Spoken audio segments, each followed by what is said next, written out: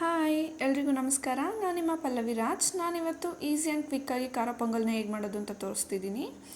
First ಈ ಗ್ಲಾಸಲ್ಲಿ ನಾನು 1.5 glass ಅಕ್ಕಿನ ಹಾಕ್ಕೊಂಡು ತೊಳೆದು ನೆನೆಸಿಟ್ಕೊಂಡಿದ್ದೀನಿ. ಮತ್ತು ಅದೇ ಗ್ಲಾಸಲ್ಲಿ 3/4 ಗ್ಲಾಸ್ ಆಗೋಷ್ಟು ಹೆಸರುಬೇಳೆನ ತೊಗೊಂಡಿದ್ದೀನಿ. ಹಾಗೆ ಅದನ್ನು ನೀಟಾಗಿ ತೊಳೆದು ಅಕ್ಕಿ ನೆನೆಸಿಟ್ಟಿದ್ವಲ್ಲ ಅದರೊಳಗಡೆ ಹಾಕಿಡ್ತಾ ಇದ್ದೀನಿ. ಮತ್ತು ಇವಾಗ ಏನೇನು ಒಗ್ಗರಣೆಗೆ ಬೇಕು ಅಂತ ನೋಡೋಣ. ಫಸ್ಟು ನಾನು ಒಂದು ಬೆಳ್ಳುಳ್ಳಿನ ಚೆನ್ನಾಗಿ ಚಚ್ಚಿಟ್ಕೊಂಡಿದ್ದೀನಿ. ಹಾಗೆ 3 ಮೆಣಸಿನ್ಕಾಯಿ ತೊಗೊಂಡಿದ್ದೀನಿ. ಮತ್ತು ಒಂದು 3 ಟೇಬಲ್ ಸ್ಪೂನಷ್ಟು ಜೀರಿಗೆ, ಒಂದು 10-12 ಕಾಳು ಮೆಣಸು, ಹಾಗೆ ಸ್ವಲ್ಪ ಕೊಬ್ಬರಿ ಅಥವಾ ತೆಂಗಿನಕಾಯಿನ ಈ ಥರ ಪೀಸ್ ಮಾಡಿ ಇಟ್ಕೋಬೋದು. ನಾನಿಲ್ಲಿ ಕೊಬ್ಬರಿ ತೊಗೊಂಡಿದ್ದೀನಿ. ಹಾಗೆ ಇವಾಗ ಗ್ಯಾಸ್ ಹಚ್ಚೋಣ.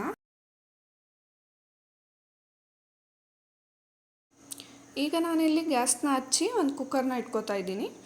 ಕುಕ್ಕರ್ನ ಇಟ್ಕೊಂಡು ಇಲ್ಲಿ 3 to 4 ಟೇಬಲ್ ಸ್ಪೂನಷ್ಟು ಎಣ್ಣೆನ ಹಾಕ್ಕೋಬೇಕು. ಎಣ್ಣೆ ಕಾದ್ಮೇಲೆ ಕಾದಿದೆಯಾ ಅಂತ ಒಂದ್ಸಲಿ ಟೆಸ್ಟ್ ಮಾಡ್ಕೋತಾ ಇದ್ದೀನಿ. ಈಗ ಇಲ್ಲಿ ಕಾದಿದೆ. ನಂತರ ನಾನು ಜೀರಿಗೆನ ಹಾಕ್ಕೊಳ್ತಾ ಇದ್ದೀನಿ. ಅದಾದಮೇಲೆ ಮೆಣಸು. ಇದು ಸ್ವಲ್ಪ ಚೆನ್ನಾಗಿ ಫ್ರೈ ಆಗಬೇಕು. ಜೀರಿಗೆ ಮೆಣಸು ಅಂದರೆ ಒಂದು ಸ್ವಲ್ಪ ಲೋ ಫ್ಲೇಮಲ್ಲೇ ಇಟ್ಕೊಳ್ಳಿ. ಸ್ವಲ್ಪ ಸಾಸಿವೆ ಥರ ಸಿಡಿಯುತ್ತೆ ಸ್ವಲ್ಪ ಲೈಟಾಗಿ. ಇದು ಸ್ವಲ್ಪ ಚೆನ್ನಾಗಿ ಫ್ರೈ ಆಗಲಿ. ಚೆನ್ನಾಗಿ ಫ್ರೈ ಆದಮೇಲೆ ಬೆಳ್ಳುಳ್ಳಿನ ಹಾಕ್ಕೊಳ್ಳಿ. ಬೆಳ್ಳುಳ್ಳಿನ ಹಾಕ್ಕೊಂಡು ಅದು ಚೆನ್ನಾಗಿ ಫ್ರೈ ಆಗಬೇಕು. ಸ್ವಲ್ಪ ಲೈಟಾಗಿ ಬ್ರೌನಿಷ್ ಬರಲಿ.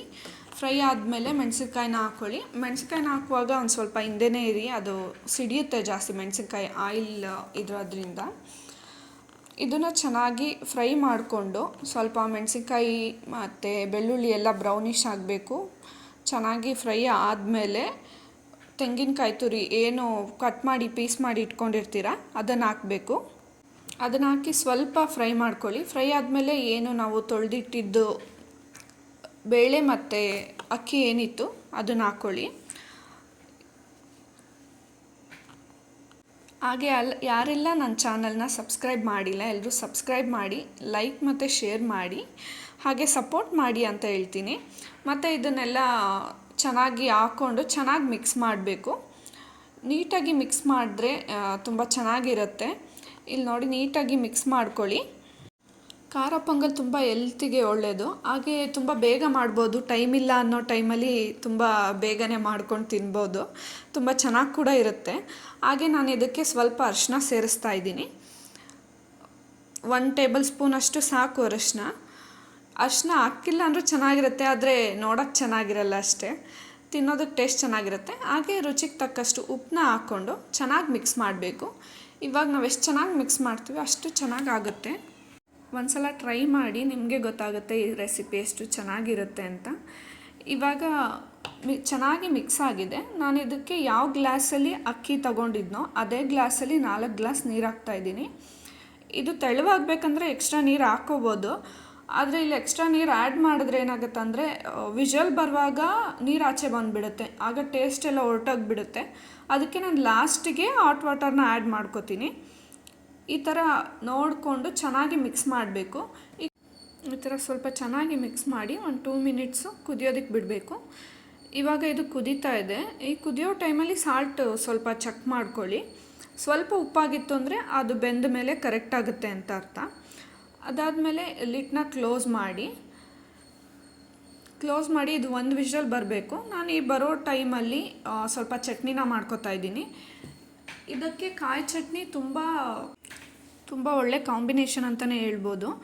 ಈಗ ನಾನು ಕಾಯಿ ಚಟ್ನಿಗೆ ಒಂದು ಅರ್ಧ ಹೋಳು ಕಾಯಿ ಮತ್ತು ಕೊತ್ತಂಬರಿ, ಹಾಗೆ 3 ಒಣಮೆಣಸಿನ್ಕಾಯಿ, ಸ್ವಲ್ಪ ಹುಣಸೆಹಣ್ಣು, ಸ್ವಲ್ಪ ಬೆಳ್ಳುಳ್ಳಿ ಮತ್ತು ಸ್ವಲ್ಪ ಕೊತ್ತಂಬರಿನ ತೊಗೊಂಡಿದ್ದೀನಿ. ಈಗ ಇದನ್ನೆಲ್ಲ ಮಿಕ್ಸರ್ ಜಾರ್ಗೆ ಹಾಕೋತಾ ಇದ್ದೀನಿ. ಇಲ್ಲಿ ಕೆಲವೊಬ್ಬರು ಜೀರಿಗೆ ಮತ್ತು ಮೆಣಸು ಕೂಡ ಆ್ಯಡ್ ಮಾಡ್ತಾರೆ ಚಟ್ನಿಗೆ. ನಮ್ಮನೇಲಿರೋರಿಗೆಲ್ರಿಗೂ ಚಟ್ನಿಗೆ ಜೀರಿಗೆ ಮೆಣಸು ಹಾಕಿದ್ರೆ ಇಷ್ಟ ಆಗಲ್ಲ ಅಷ್ಟು. ಅದಕ್ಕೆ ನಾನಿಲ್ಲಿ ಆ್ಯಡ್ ಮಾಡ್ಕೋತಾ ಇಲ್ಲ. ಈಗ ಇದನ್ನು ಚೆನ್ನಾಗಿ ಗ್ರೈಂಡ್ ಮಾಡಿಕೊಂಡ್ರೆ ಚಟ್ನಿ ರೆಡಿ. ಹಾಗೆ ಇಲ್ಲಿ ವಿಷಲ್ ಬರ್ತಾ ಇದೆ.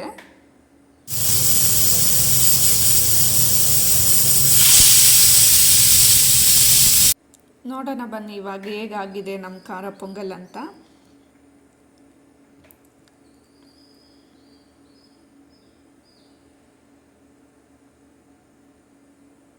ನೋಡಿ ಎಷ್ಟು ಚೆನ್ನಾಗಾಗಿದೆ. ಮೇಲ್ಗಡೆ ಮೆಣಸಿನ್ಕಾಯಿ ಎಲ್ಲ ಕೊತ್ತಂಬರಿ ಥರ ಕಾಣ್ತಾ ಇದೆ, ಬಟ್ ಇದು ಚೆನ್ನಾಗಾಗಿದೆ. ಇವಾಗ ಇದನ್ನು ಚೆನ್ನಾಗಿ ಮಿಕ್ಸ್ ಮಾಡ್ಕೋಬೇಕು. ಲೈಕ್ ಅದು ಜೀರಿಗೆ ಮೆಣಸು ಎಲ್ಲ ಮೇಲ್ಗಡೆ ಸೇರಿಕೊಂಡಿರುತ್ತೆ, ಅದನ್ನೆಲ್ಲ ನೀಟಾಗಿ ಮಿಕ್ಸ್ ಮಾಡಬೇಕು. ಇಲ್ಲಿ ನೋಡ್ಬೋದು ನೀವು, ಇದು ಯಾವ ರೀತಿ ಗಟ್ಟಿ ಇದೆ ಅಂತ ಅನ್ಕೋತಿರ್ತೀರಲ್ವ. ಎಲ್ಲ ಕಡೆ ಪೊಂಗಲ್ ಫುಲ್ಲು ತೆಳ್ಳಗಿರುತ್ತೆ, ಇಲ್ಲೇನು ಈ ಥರ ಇದೆ ಅಂತ. ಆಗಲೇ ಹೇಳ್ದಂಗೆ ನಾನು ಕುಕ್ಕರ್ಗೆ ಜಾಸ್ತಿ ನೀರು ಹಾಕಿದ್ರೆ ಆಚೆ ಬರುತ್ತೆ ಅಂತ. ಈಗ ಸ್ವಲ್ಪ ಬಿಸಿ ನೀರು ಕಾಯೋಕೆ ಇಟ್ಟಿದ್ದೀನಿ. ಇದು ಕುದೀತಾ ಒಂದು ಸ್ವಲ್ಪ ಕುದಿಸ್ಕೋಬೇಕು. ಇದು ಕುದ್ಮೇಲೆ ಆ ನೀರನ್ನ ಆ ಪೊಂಗಲ್ ಒಳಗಡೆ ಮಿಕ್ಸ್ ಮಾಡ್ಕೋಬೇಕು. ನಿಮಗೆ ಯಾವ ಕನ್ಸಿಸ್ಟೆನ್ಸಿ ಬೇಕು ಆ ಥರ ಮಿಕ್ಸ್ ಮಾಡ್ಕೊಳ್ಳಿ. ಇದು ಯಾವುದೇ ರೀತಿ ಟೇಸ್ಟೆಲ್ಲ ಏನು ಚೇಂಜ್ ಆಗೋಲ್ಲ. ತಣ್ಣೀರೆಲ್ಲ ಹಾಕಬೇಡಿ, ಬಿಸಿನೀರೇ ಹಾಕ್ಕೊಂಡು ನೀಟಾಗಿ ಮಿಕ್ಸ್ ಮಾಡ್ಕೊಳ್ಳಿ. ಈ ಥರ ಮಿಕ್ಸ್ ಮಾಡಿ ನಿಮಗೆ ಎಷ್ಟು ತೆಳು ಬೇಕೋ ಅಷ್ಟು ತೆಳು ಮಾಡ್ಕೋಬೋದು. ಇಲ್ಲ ನಮ್ಗೆ ಇದೇ ಥರ ಸಾಕು ಚೆನ್ನಾಗಿ ಅನಿಸ್ತಿದೆ ಅಂದರೆ ನೀವು ಅಷ್ಟೇ ಕನ್ಸಿಸ್ಟೆನ್ಸಿಯಲ್ಲಿ ತಿನ್ಬೋದು, ಚೆನ್ನಾಗಿರುತ್ತೆ. ಎರಡು ಟೈಮು ಟೇಸ್ಟ್ ಮಾಡಿ ನೋಡಿ, ಯಾವುದೇ ರೀತಿ ಟೇಸ್ಟ್ ಚೇಂಜ್ ಆಗೋಲ್ಲ. ಆದರೆ ಕೋಲ್ಡ್ ವಾಟರ್ ಮಾತ್ರ ಆ್ಯಡ್ ಮಾಡಬೇಡಿ. ಈಗಿಲ್ಲಿ ನೋಡಿ ಚಟ್ನಿ ಕೂಡ ರೆಡಿ ಆಗಿದೆ. ಚಟ್ನಿ ಜೊತೆ ನಮ್ಮ ಈ ಪೊಂಗಲ್ನ ತಿಂದರೆ ಎಷ್ಟು ಟೇಸ್ಟಿಯಾಗಿರುತ್ತೆ ಅಂದರೆ ತುಂಬ ಚೆನ್ನಾಗಿರುತ್ತೆ.